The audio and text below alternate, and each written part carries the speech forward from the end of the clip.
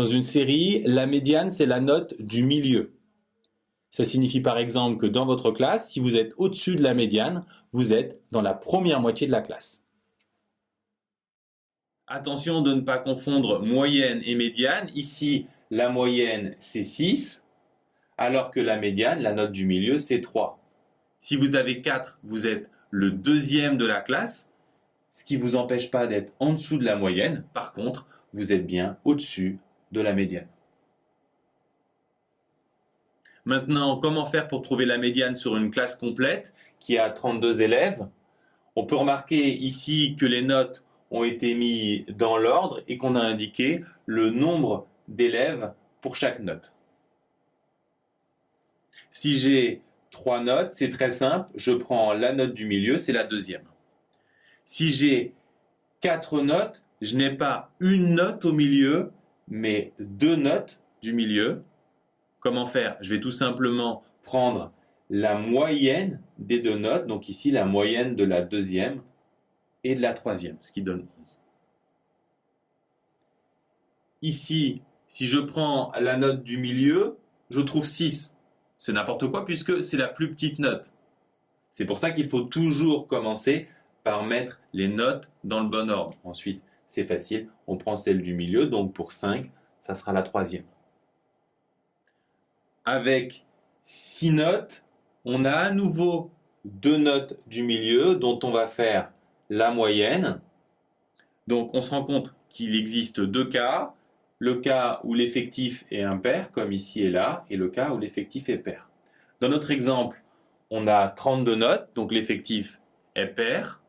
Donc on va appliquer la méthode qu'on a vue pour 4 et 6. Pour 4, on a fait deuxième plus troisième sur 2. Pour 6, troisième plus quatrième sur 2.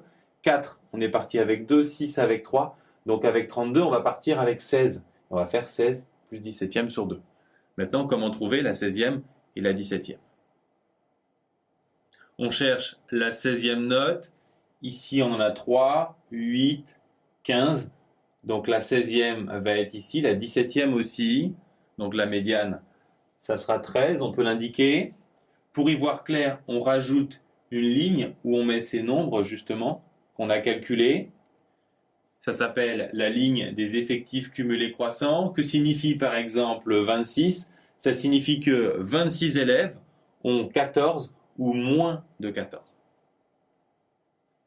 Comment faire si on a 254 notes? D'abord, se demander si c'est pair ou impair. Parce que si c'est pair, on l'a vu, il faut faire la moyenne des 2 notes du milieu. On a vu plusieurs exemples.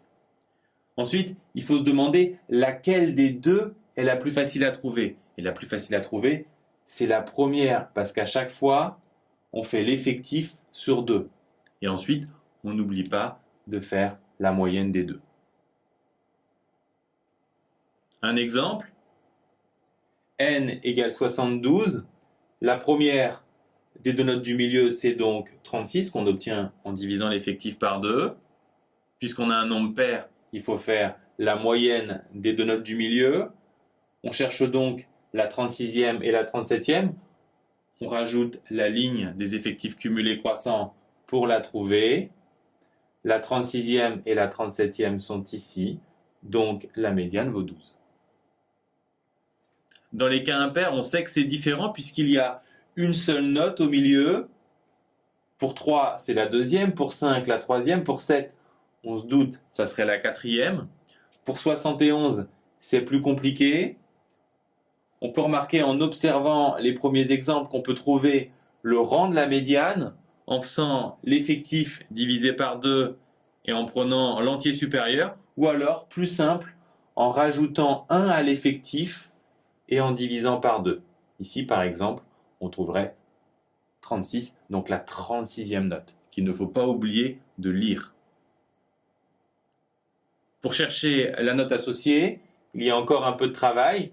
On doit rajouter la ligne des effectifs cumulés croissants. La 36e, elle est ici, c'est donc 10.